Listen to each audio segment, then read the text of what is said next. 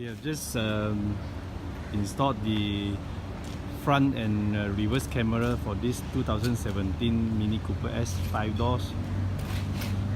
Let's take a look.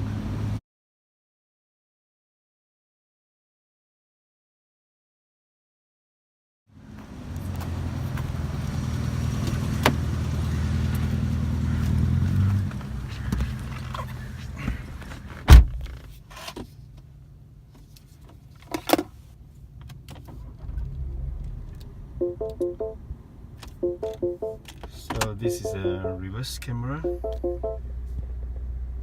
very clear. Follow the steering angle to assist you from parking, and all this still working. Is integrated to the original iDrive system. Let's take a look at the front camera. It's activated by this voice command button. Press for 3 seconds. There you go.